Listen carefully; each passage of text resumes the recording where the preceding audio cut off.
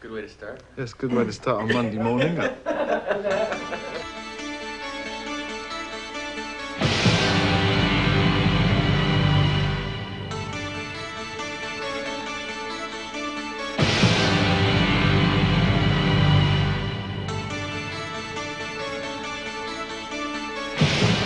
talking to Brian Lane one day about forming a band. I said to him, I'd like to form a band. And he said, well, you know, I've got Steve Howe in the same position. Brian called me up and said, you know, I've just spoke to Steve Hackett. He's not doing much. Do you fancy meeting him and just seeing if there's anything going on? What if you put two guitarists together? And he said straight away, yeah, it'd be great. It'd be like sticking Jimmy Page and Jeff Beck together. Straight away, he was in there with that line, and it seems to have stuck. So for 2 weeks, we just sort of met and plonked around and talked about principles, really, much more than anything else. It might work, you know, like two Steves, two people whose surname begin with H, both motivated by greed. The key to it was writing, and if we could write, we felt that if we could write together, then surely, being guitarists, we could hold a whole group together. The great thing about them was that I thought, well, maybe it's going to be just the two Steves, you know, supported by a few other guys. But they had a great idea of, you know, writing songs, and they just sounded great. So I said, right, you know, as soon as I finish the Asia album, I'll be working with them. The idea of getting a keyboard player to produce them seemed like my logic, and that seems to work as well, because what Geoff is doing is innovating new technology into the guitar, you know, guitar played through synclavier to make the guitar sound like keyboards. It's one of the features on this particular album. And yes, we were all equal, you know, we all went up together, we all sort of developed together, and Asia was a sort of group where we'd all already developed when we'd got together, and in a way, GTR is really a partnership between me and Steve.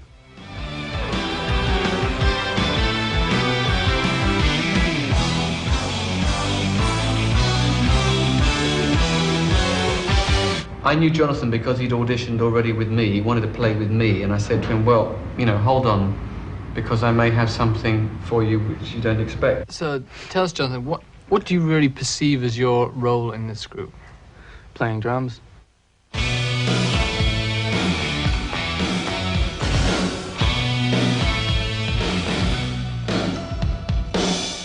I played the other semi, you might call big things, Marillion being one.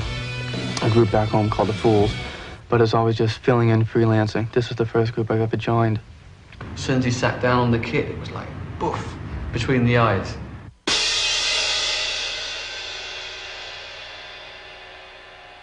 Then Jonathan actually, you know, suggested Phil Spalding. So we tried him out after another bass player had almost, you know, just about made the grade. And then Phil came in, it was a bit like, you know. So why did you decide to switch to bass? Because I think at the time I was the smallest one. There were 3 guitar players and I was the smallest, so I was voted bass player.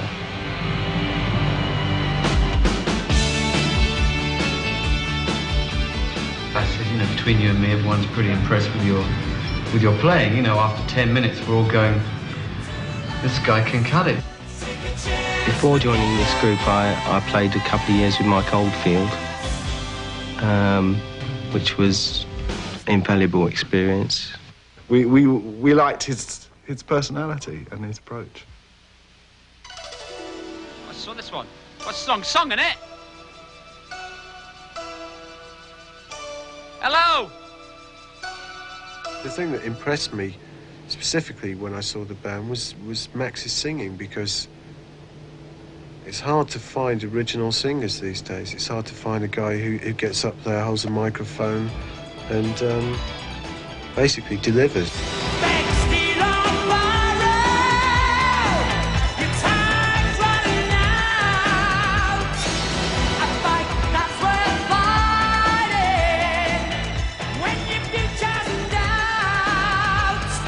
Max has got a fantastic voice.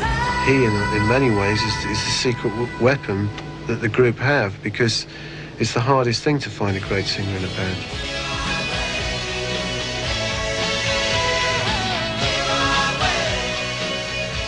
I've often pinched myself some days and I'm actually involved with this band, but no, I don't think it's a dream.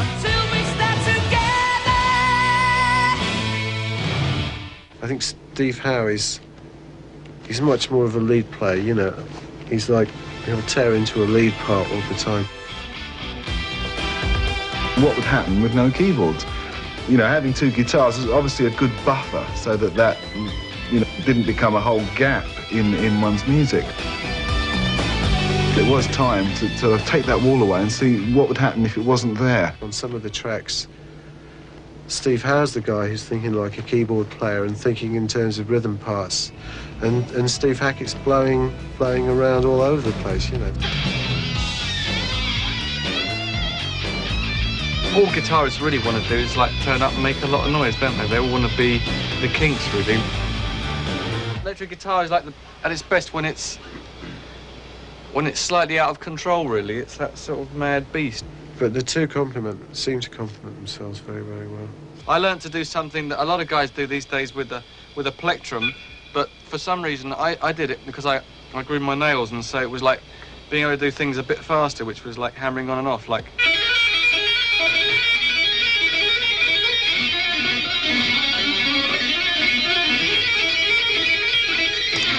You know, they've got the same qualities and very different qualities as well.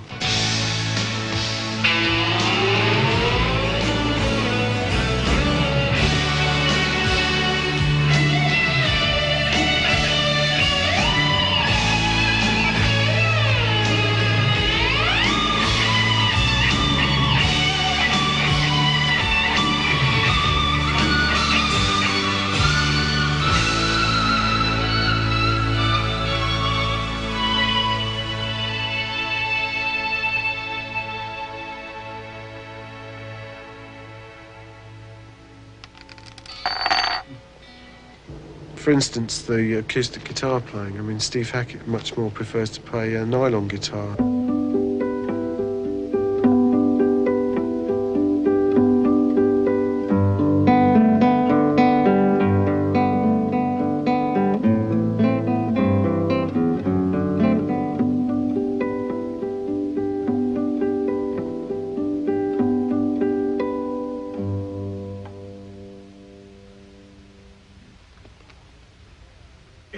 And Steve Howe prefers to play a steel acoustic guitar.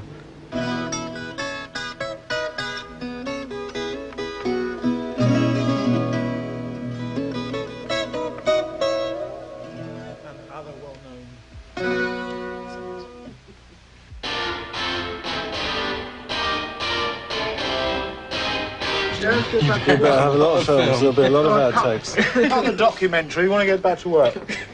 I think the landlord across the road is a little bit richer than he was an hour ago. I'll tell you what, Al, I've just had scampi and chips for £1 and 5 pence. £1 and 5 pence. And it was loads Lovely. of jockey's whips. This is an advert. Right, and scampi. Would you work with these guys? Can you believe it would have charged you £8 in that canteen? They tell you now, don't eat at the townhouse canteen.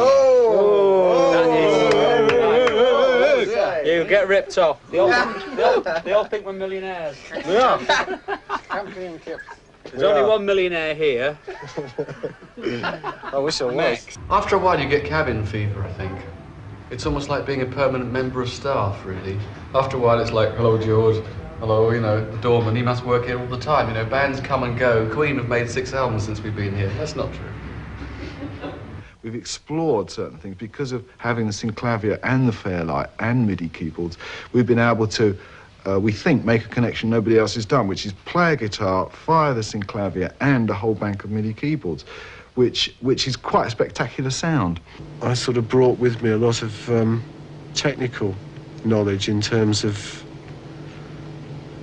what a lot of modern instruments do in terms of programming and sequencing and all that kind of thing, which they were very, very interested in and still are, you know, in terms of how do you make a guitar do unbelievable things like play a piano chord or something, you know. One of the tracks, you know, is the first time I actually play a piano. You know, I'm playing the guitar, going through the emulator too, and out comes a piano. And that, for me, is fantastic. It's a great experience. I'm not trying to pretend, you know, I'm Chopin, but what I am doing is putting guitar thinking into the keyboard sound. I've never been in a band that's worked harder on material, so, you know, from that point of view, it's the close detail thing, really. I haven't been able to get away with anything so far, but I intend to. There's a lot of mistakes you can make making a record, you know, folks. If you put the lead guitar on early and then the singers come in, you know, they go, hang on a second, you've played over everything. And likewise, if you give the singer total free reins, he'll sing everywhere you were going to play lead guitar. So that's why the guitarists have been watching the progress of the album and making sure that a singer does not sing on a guitar spot, and likewise, we've not blotted out his area. This is the basic orchestration on these 2 tracks.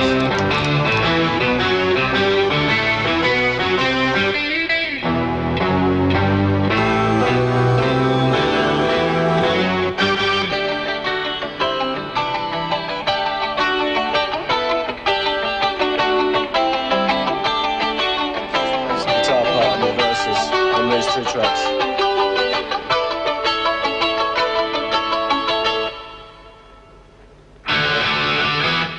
There's the heavy guitar answer.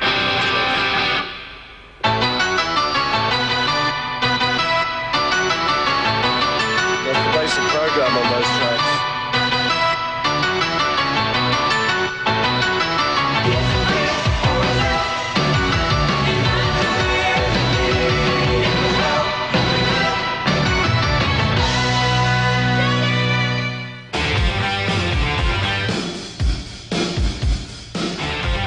There's an instrumental part to When the Heart, which goes, the riff is something like, and it was on the guitar synth. This was something that Steve first played me when we got together.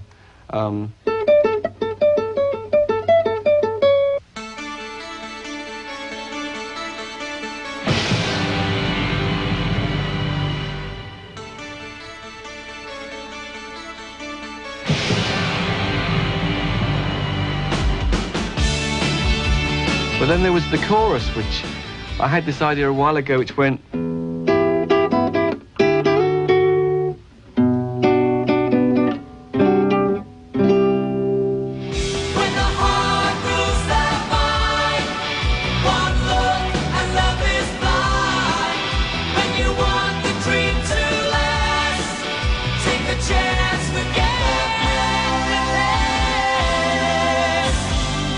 Jekyll and Hyde is a sort of a reasonably bizarre song that we've done that actually the lyric came about because we were sitting looking at some lyrics we'd written, and I just said to Steve, you know, wow, this really looks like sort of, you know, pointing at one bit Dr. Jekyll and another bit Mr. Hyde. If anything was made for stadiums, this particular thing was, you know, it's like da, da, da, da, da, boom, big sort of chords and things, and but the rest of it's quite dancey in a way.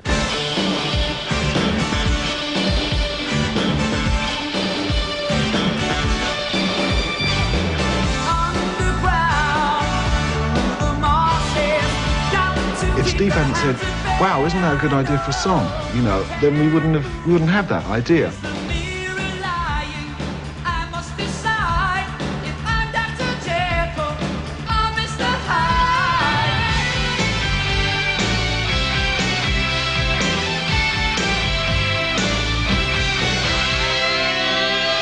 My favourite song is You Should Still Get Through. That's got my power.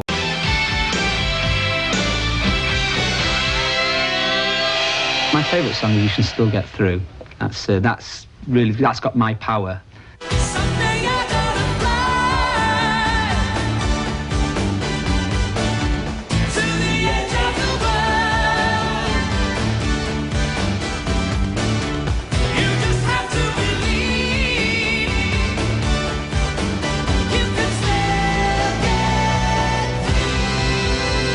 One piece called Sketching in the Sun, which is a solo 12-string guitar solo, really. I mean, you know, alone, one man the guitar sort of style.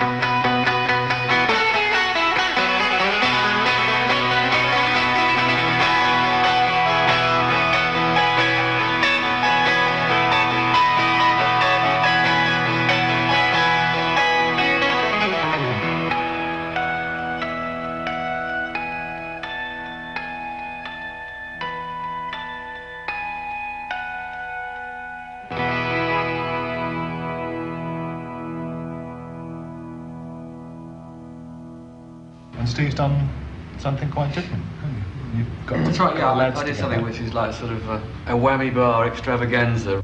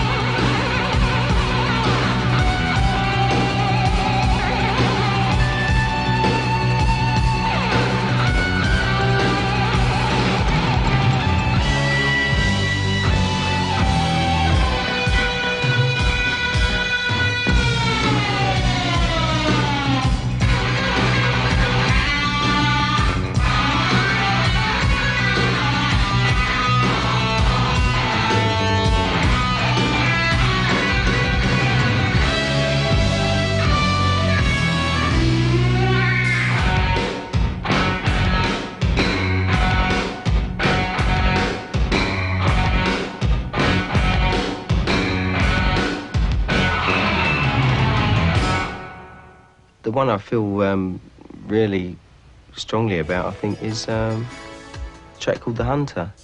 Pick up the rifle, you must be strong. To take a title can be so long.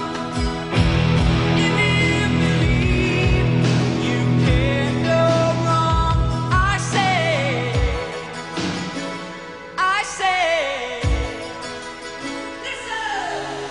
he's a fighter, he's my friend, always winning in the end.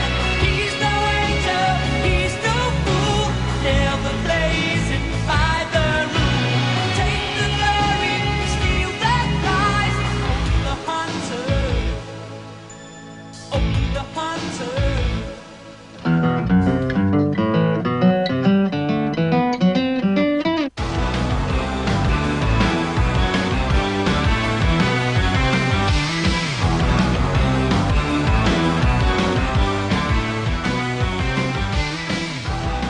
It was called something really dreadful to start with, Bone Shaker or something.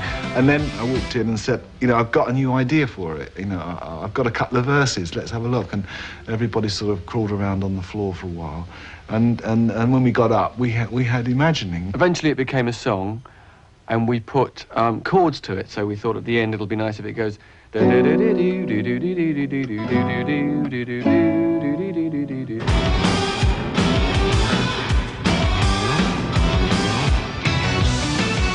favourite bit on the whole album coming up.